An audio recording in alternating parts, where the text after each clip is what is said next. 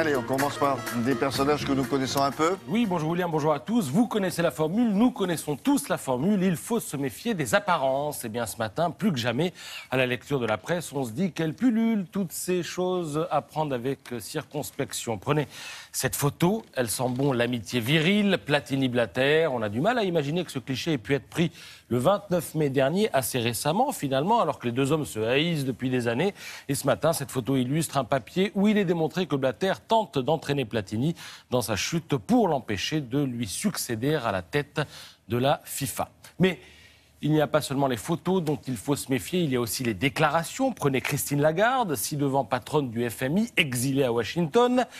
Elle n'a jamais été aussi présente dans les médias qu'en ce moment. Très sincèrement, je ne pense pas refaire de politique en France, dit-elle.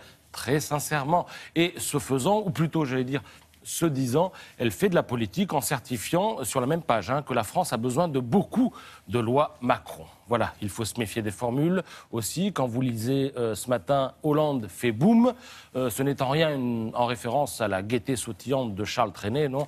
Ce n'est pas son cœur qui fait boum, il n'est pas question là d'amour, il est question de guerre. La France en guerre, ça, c'est vendeur. Des rafales en veux-tu, en voilà, à la une ce matin. Mais là encore, il faut se méfier des apparences. Les avions français passés à l'action dans le théâtre syrien ne font pas seulement la guerre, ils font aussi et surtout de la géopolitique, écrite avec justesse Philippe Gély dans le Figaro. L'éditorialiste fait d'ailleurs plus que suggérer que c'est pour éviter d'être mis hors jeu diplomatiquement que François Hollande s'est décidé à agir. C'est aussi l'avis d'Éric Hackman dans Le Parisien.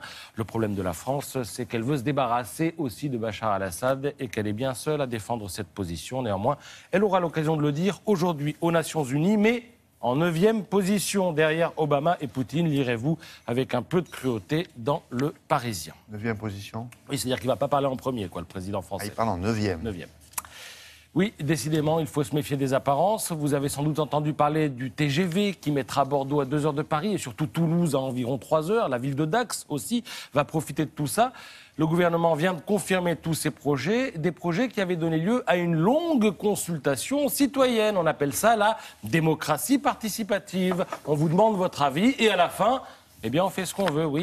Il faut se méfier des apparences. 95% des contributions ont été défavorables au projet, mais il est quand même validé. Cette ligne à grande vitesse est antidémocratique, anti-écologique, anti-économique, peste ce matin Jean-Francis Pécresse dans Les Échos. Mais restez souriants, on vous a demandé votre avis ne sert à rien, mais il est intéressant quand même. La démocratie participative, en fait, c'est le dernier cache-sexe de la plus politicienne des politiques, et il semble, à la lecture de Libération, qu'elle ait de beaux jours devant elle, puisque votre avis, on vous le demande plus que jamais dans le cadre de l'élaboration du projet de loi de la République numérique. C'est nouveau, oui.